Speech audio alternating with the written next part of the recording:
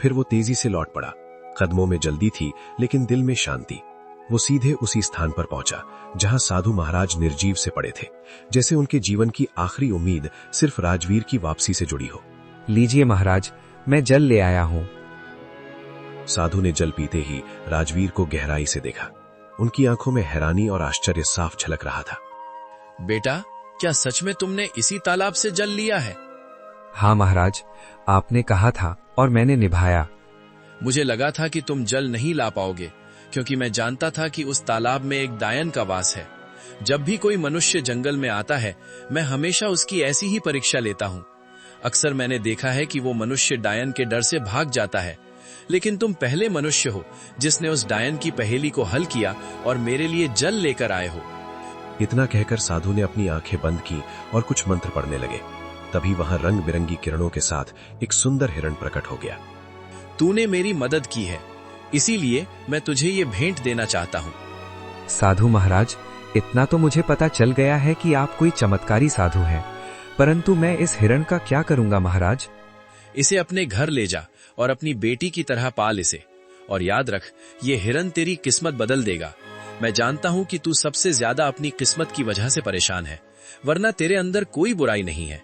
तू मेहनती लोहार है, तेरे मन में कोई लालच नहीं है और तू दूसरों की मदद करने वाला भी है। इतना कहकर साधु वहां से चले गए। राजवीर ने उस हिरण को सावधानी से उठाया और अपने घर ले आया। हिरण की सुंदरता और चमक देखकर राजवीर के दिल में नई उम्मीद जगी और उसने ठाना कि उसकी रक्षा करेगा और अपनी किस्मत बदलने की कोशिश करेगा। अरे, ये हिरण आपको कहाँ से मिला? राजवीर ने सारी कहानी राधा को सुनाई। हमारे घर तो वैसे ही खाने के लाले पड़े हैं। साधु महाराज को अगर देना ही होता तो धन देते, इस हिरण को क्यों पकड़वाया? हाँ, अब साधु महाराज ने कुछ सोच समझकर ही दिया होगा। उन्हें भी तो हमारी इस हालत के बारे में अच्छी तरह पता था। तभी वहां रतन आ गया। पिताजी, ये हिरण वाकई बहुत अच्छा है। मेरे साथ तो अब गांव का कोई भी बच्चा नहीं खेलता, क्योंकि हम गरीब हैं ना, लेकिन अब मैं इस हिरण के साथ खेलूंगा। इतना कहकर रतन हिरण को लेकर घर से बाहर चला गया और खेलने लगा। हिरण इतना सुंदर था कि जिस किसी की भी नजर उस पर पड़ती, उसका मन मोह जागा। अगले दिन जब राजवीर अपने दुकान पर जाने की तैयारी कर रहा था, तभी गांव का जमींदार उसके घर आ पहुंचा। आप तो जमींदार हैं, मेरे घर पर क्या करने आए हैं? इससे पहले तो आप कभी नहीं आए। भला मुझ जैसे गरीब के घर में आपका क्या काम है? हाँ, बात तो तू सही कह रहा है रघुवीर, लेकिन बात यह है कि आज मैंने तेरे बेटे यानी रतन को एक हिरण्य के साथ खेलते देखा है।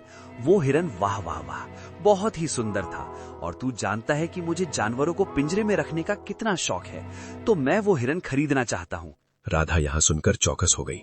वो कुछ कहने ही वाली थी कि माफ कीजिए, मैं वो हिरन आपको नहीं बेच सकता। अरे भाई, मैं तुम्हें इसकी अच्छी कीमत दूंगा। आप मुझे चाहे उसकी कितनी भी कीमत दें, माफ कीजिएगा, मैं उस हिरण को नहीं बेचूंगा। जमींदार क्रोधित होकर वहां से चला गया। आपने ये क्या किया?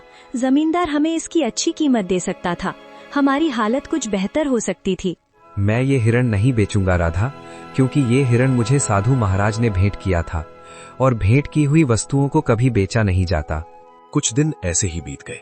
राजवीर और उसका परिवार हिरण से इतना जुड़ गया था कि उसे छोड़ने का ख्याल भी नहीं आता था। फिर कुछ दिनों बाद एक व्यापारी वहां आ पहुंचा। अरे भाई, मुझे तुम्हारा ये हिरण बहुत पसंद आया है। मैं तुम्हें इसकी मांगी हुई कीमत दूंगा। ये हिरण मुझे बेच दो। तुम चाहे मुझे कितना भी धन क्यों ना दो, मैं इसे नहीं बेचूंगा। अरे तुम गरीब के गरीब ही रहोगे। तुम सामान्य लोहार हो, समझते ही नहीं कुछ। व्यापारी वहां से चला गया। राधा राजवीर पर गुस्सा हो गई। जब से ये हिरण आया है, तब से हमारा खर्चा और बढ़ गया है। पहले जमींदार को लौटा दिया और अब व्यापारी को भी मना कर दिया। क्यों नहीं बेचा इसे? राधा, ना जाने क्यों मुझे इस हिरण से अब एक खास लगाव हो गया है, और वैसे भी साधु महाराज ने कहा था कि इसे अपनी बेटी की तरह पालना। अब ये मेरी बेटी जैसा है, और भला कोई अपनी बेटी या को मांगी हुई कीमत पर बेचता है क्या? खुद सोचो ना। राधा यहाँ सुनकर चुप हो गई और नम आंखों से मुस्कुराने लगी। धीरे धीरे वो हिरण उनके परिवार का हिस्सा बन गया। वहीं किशोर नगर के राजमहल में उदासी छाई हुई थी। राजा विक्रम अपनी 20 वर्षीय पुत्री चंद्रलेखा को देख रहे थे, जो बेहोशी की स्थिति में थी। उनके बगल में राजगुरु थे। राजगुरु, क्या मेरी पुत्री ठीक हो पाएगी? मैंने राज्य के बड़े बड़े वैद्यों को दिखाया, लेकिन कोई फायदा नहीं हुआ। महाराज, आपकी पुत्री को एक विचित्र बीमारी है। इसका इलाज संभव है, लेकिन वो अत्यंत दुर्लभ है। तो फिर जल्दी से बताइए ना गुरुजी, इलाज क्या है? ध्यान से सुनिए।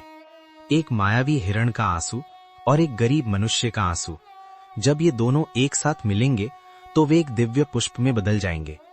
उस पुष्प को राजकुमारी के शरीर पर स्पर्श कराना होगा, तभी वे स्वस्थ हो पाएंगी। तो फिर बताइए, वो मायावी हिरण कहाँ मिलेगा? मैं उसे किसी भी कीमत पर ढूंढ लाऊंगा। और गरीब की बात तो कीजिए ही नहीं, हमारे राज्य में गरीबों की कोई कमी नहीं है। आपने पूरी बात सुनी नहीं महाराज। अगर किसी गरीब को जबरदस्ती रुलाया गया तो वो आंसू व्यर्थ होगा। दोनों को अपने आप दिल से रोना होगा, तभी वो पुष्प प्रकट होगा। तो फिर क्या? तुम्हें पता है राजगुरु कि वो हिरण इस समय किसके पास है? हाँ महाराज, मैंने साधना के दौरान ये देखा है। वो मायावी हिरण्य हरियापुर गांव के एक लोहार के पास है। राजा विक्रम अपने मंत्री जगन्नाथ और 2 सिपाहियों के साथ हरियापुर की ओर रवाना हुए। कुछ ही देर में वो हरियापुर पहुंचे। वहां गांव का मुखिया दौड़ता हुआ आया। हमारे तो भाग्य ही खुल गए, राजा विक्रम पधारे हैं। मुझे तुम्हारी बातें सुनने में कोई दिलचस्पी नहीं है। बस इतना बताओ, क्या इस गांव में कोई लोहार रहता है जिसके पास एक हिरण है? हाँ महाराज, राजवीर लोहार है। पूरे गांव को पता है कि उसके पास एक हिरण है, और वो हिरण किसी को देता भी नहीं है, क्योंकि वो अत्यंत सुंदर है। मुखिया राजा विक्रम को लेकर राजवीर के घर की ओर चल पड़ा। मंत्री, 2 सिपाही और स्वयं राजा को देखकर राजवीर चौंक गया। क्यों? क्या तुम्हारे पास कोई हिरण है? और क्या वो मायावी भी है? प्रणाम महाराज, प्रणाम। हाँ महाराज, मेरे पास एक हिरण है, लेकिन मुझे नहीं पता कि वो मायावी है या साधारण। मेरे लिए तो वो मेरे बेटे जैसा है। वो हिरण तुम्हें कहाँ से मिला? एक साधु महाराज ने मुझे ये हिरण भेंट किया था महाराज। समझ गया, उस साधु ने तुम्हें एक मायावी हिरण दिया है। चलो, मैं उसे खरीदना चाहता हूँ।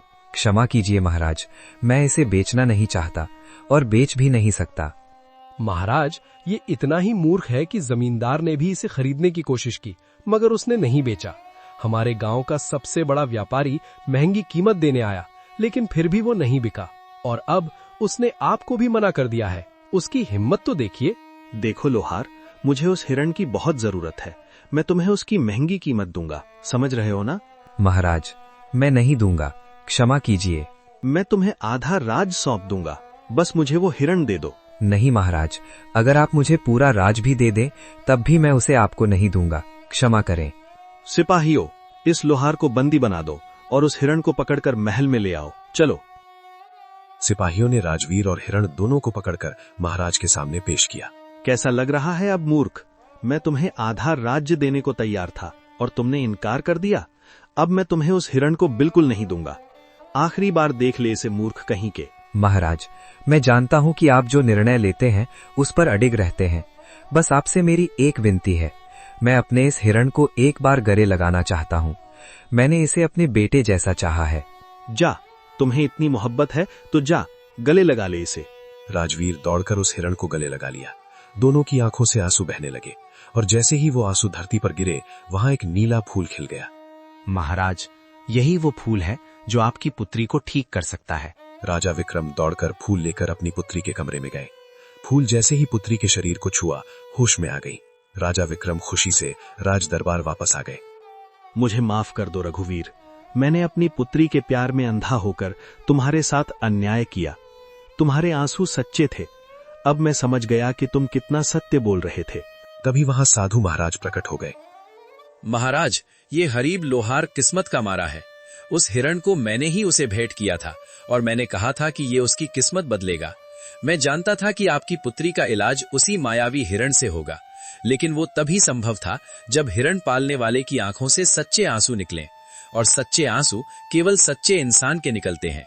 साधु ने राजवीर को देखकर कहा, रघुवीर, तुम्हारा काम पूरा हुआ, और जैसा कि मैंने कहा था, ये हिरण तुम्हारी किस्मत बदलेगा। अब समय आ गया है। रघुवीर, हम तुम्हें बहुत सा सोना देते हैं। तुम्हारी वजह से हमारी पुत्री ठीक हो गई है। हम तुम्हारा ये एहसान कभी नहीं भूलेंगे। महाराज, आपकी मेहरबानी है, लेकिन कृपया करके मुझे ये ना दें। नहीं नहीं नहीं रघुवीर, ये भेंट है, और भेंट को कभी ठुकराते नहीं।